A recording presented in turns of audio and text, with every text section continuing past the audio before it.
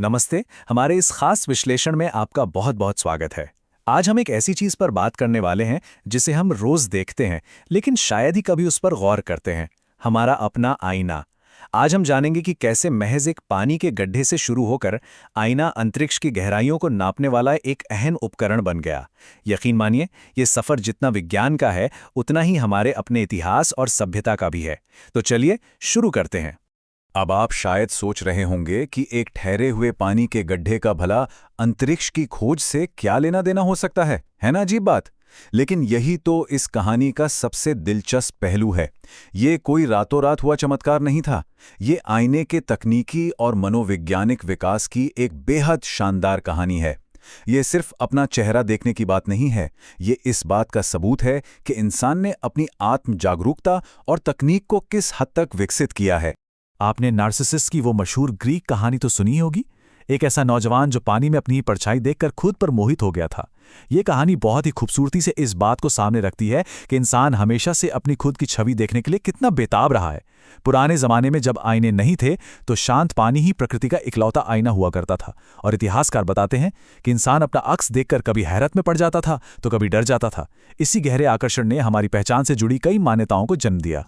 लेकिन जैसा कि आप अंदाजा लगा सकते हैं, शुरुआत इतनी आसान नहीं थी। हमारे पूर्वजों को बहुत जल्द एक बात समझ में आ गई थी। अपनी छवि को देखने के लिए पानी कोई बहुत भरोसेमंद तकनीक नहीं है। जरा सी हवा चली, लहरें उठी और आपका चेहरा गायब। ऊपर से सूरज ढलते ही अंधेरे में इसका कोई काम नहीं। और सबसे बड़ी दिक्कत, आप एक पानी के तालाब को अपने साथ उठाकर तो नहीं घूम सकते ना। तो इस प्राकृतिक समस्या को सुलझाने के लिए इंसान ने पहला कृत्रिम आईना बनाया। इसके लिए उन्होंने ऑब्सीडियन यानी ज्वालामुखी से निकले प्राकृतिक कांच का इस्तेमाल किया। अब इस समय काल पर जरा गौर कीजिए। 6000 ईसा पूर्व, जी हां, आज से करीब 8000 साल पहले अनातोलिया, जिसे आज हम तुर्की के नाम से जानते हैं, वहां के कारीगरों ने एक बहुत बड़ी तकनीकी छलांग लगाई। उन्होंने तेजी से ठंडे हुए ज्वालामुखी के लावे यानी इन गहरे काले ऑब्सीडियन पत्थरों को बालू से घिसकर और पॉलिश करके दुनिया का पहला कृत्रिम प्रतिबिंब तैयार कर लिया। ये एक बहुत बड़ा मील का पत्थर था।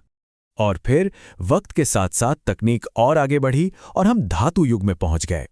जैसे जैसे इंसानों ने धातुओं का इस्तेमाल करना सीखा, मेसोपोटामिया और मिस्र के लोगों ने ऑब्सीडियन के उस धुंधलेपन का भी शानदार इलाज ढूंढ निकाला।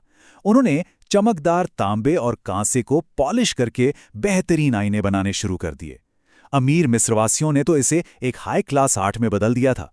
कमल के फूलों और धार्मिक प्रतीकों से सजे इन आईनों को वो अपने सूर्य देवता रा से जोड़कर देखते थे, क्योंकि धातु की चमकती सतह बिल्कुल सूरज जैसी लगती थी। इसके अलावा इनका इस्तेमाल महंगे इत्र और कॉस्मेटिक्स लगाने के लिए भी खूब होने लगा था। लेकिन आईने का ये सफर सिर्फ सजने संवरने तक ही सीमित नहीं रहा। आगे चलकर इसने एक बहुत ही रहस्यमयी रूप ले लिया। एक ऐसा दौर भी आया जब आईने को जादुई दुनिया और देवताओं से संपर्क करने का जरिया मान लिया गया। मेसो अमेरिका के सभ्यताओं में पुजारी लोग चमकदार पत्थरों और ऑब्सीडियन का इस्तेमाल ऐसे पवित्र द्वारों के रूप में करते थे जिनसे वो भविष्य देख सकें।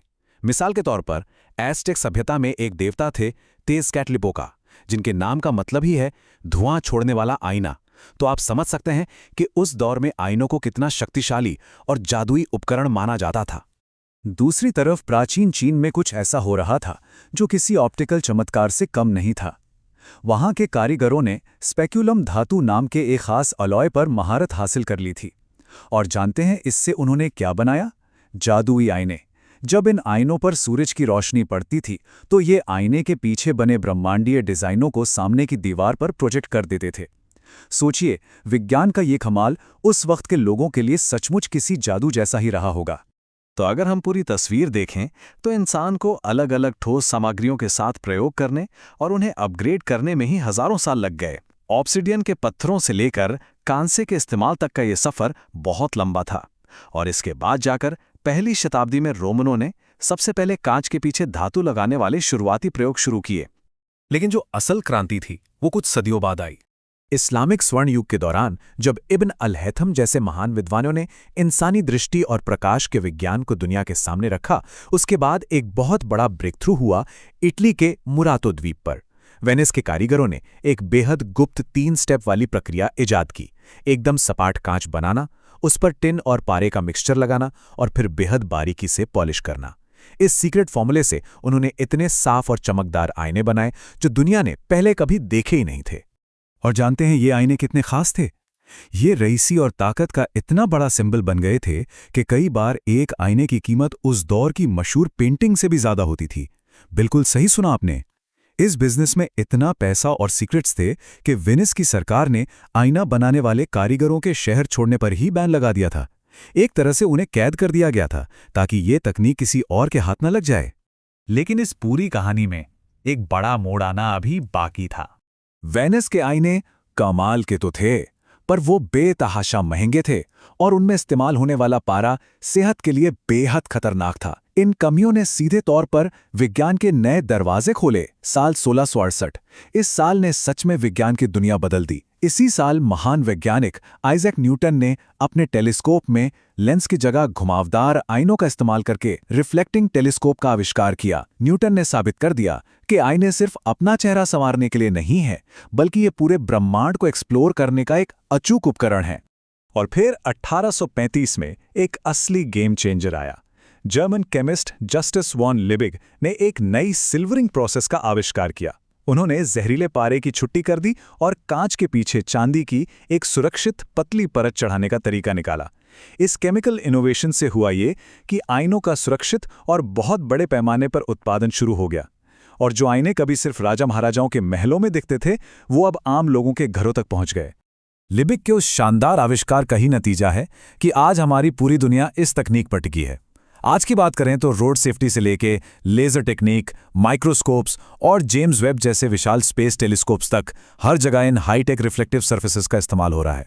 यहां तक कि अब तो स्मार्ट एआई आईने भी आ गए हैं जो आपको आपका अक्स दिखाने के साथ साथ मौसम का हाल और खबरें भी बता देते हैं। तो अगर हम रुककर इस पूरे सफर को देखें, एक छोटे से पानी के गड्ढे से लेकर अंतरिक्ष में झांकने वाले विशाल टेलीस्कोप तक, तो ये बिल्कुल साफ हो जाता है कि आईने का ये विकास असल में खुद हमारी यानी मानव प्रगति का ही प्रतिबिंब है। ये सिर्फ एक कांच के टुकड़े की कहानी नहीं है, बल्कि ये कहानी है हमारी अपनी पहचान खोजने की, दुनिया को समझने की और लगातार कुछ नया करते रहने की। और जाते जाते ये सफ़र हमें एक बहुत ही गहरे सवाल पर छोड़ जाता है। इंसान का अपने अक्स को, इस दुनिया को इतनी स्पष्टता से देखने का जो ये पुराना जुनून है, क्या हम आईने में सिर्फ अपनी परछाई देखते हैं, या फिर हर बार जब हम आईने में झांकते हैं तो असल में हम सच्चाई और अपनी पहचान की ही तलाश कर रहे होते हैं? इस बारे में ज़रूर सोचिएगा। इस चर्चा में हमारे साथ जुड़ने के लिए आपका बहुत बहुत शुक्रिया।